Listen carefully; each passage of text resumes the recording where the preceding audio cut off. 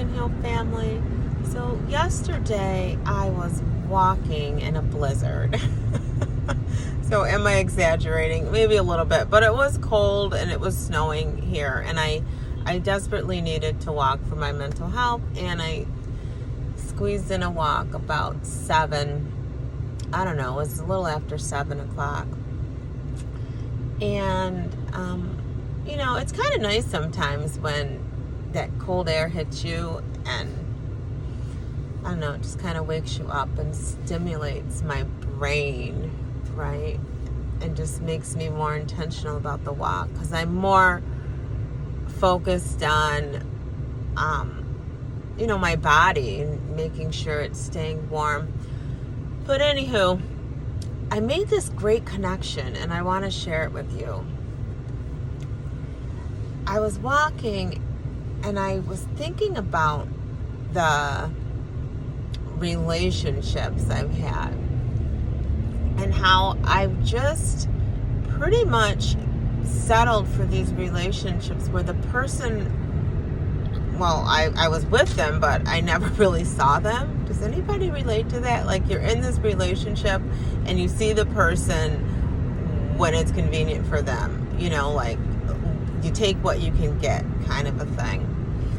And I kind of had to go back to my childhood and the fact that I saw my father every other weekend, and the time I got with him, was because it was a court mandated time, and I would take what I could get, and even in those weekends, it was like trying to get his attention, trying to get his time, trying to get a conversation, and then I was journaling about this connection I had made.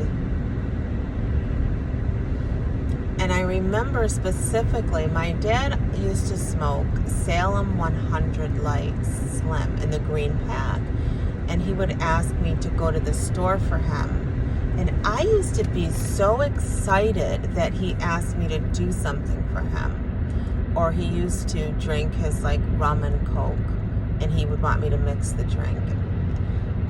And I would be so happy to just do something for him. And I was like, hey, this translates over into my adulthood and decisions I made, because I would just take what any time I could get with a guy, and anytime they wanted me to do something for them, I would just do it and be happy about it. But nothing was ever reciprocated. And that's what I wrote in my journal.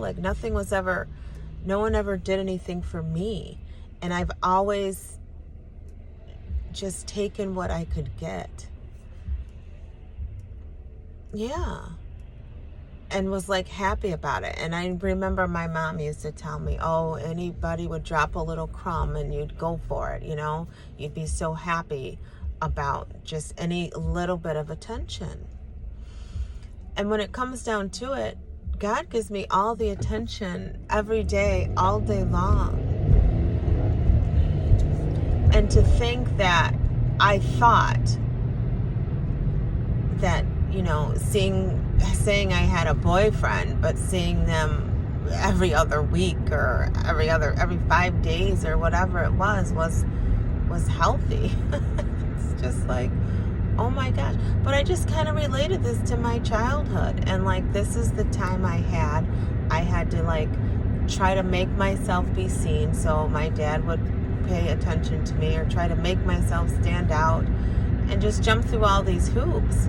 But when it comes down to it, when I sit in myself and with myself and really look back at this, I didn't have to do any of that. I am worthy and whole all the time, because God's with me all the time, and He cares about me all the time, and He spends time with me all the time.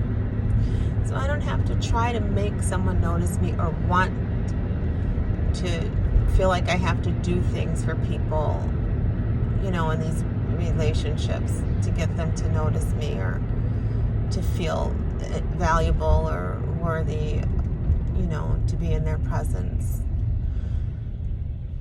So yeah, just trying to piece this sacred time together that I had on my walk yesterday, and really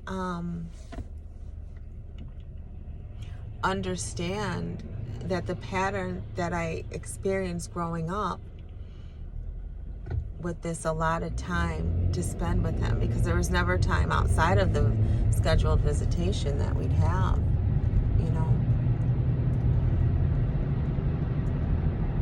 Yeah, so just sit with that. I trust that, the Lord prompted me to make the video, so there's a person or persons who can relate to this.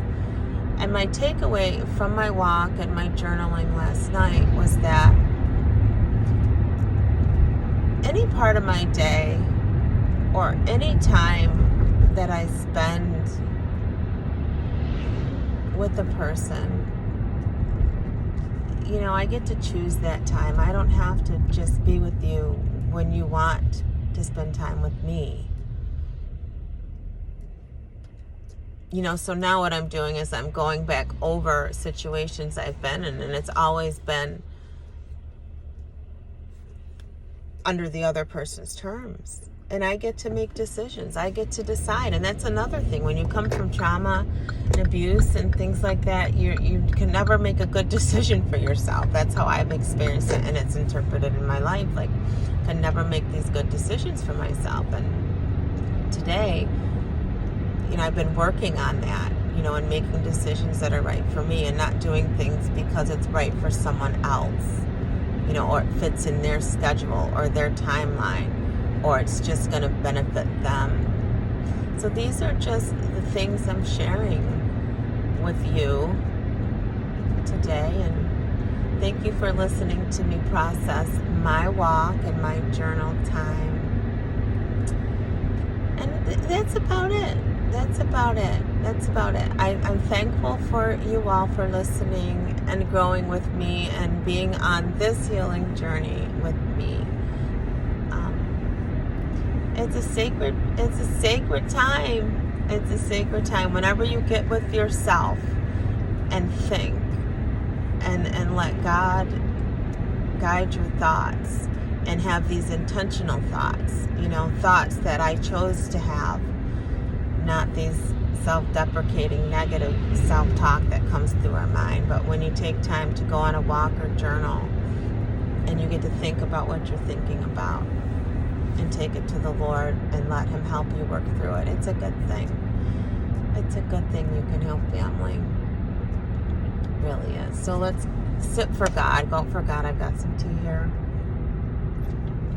Put Jesus first today. I'm going to get in the house here. I just took Ben to school and read the word.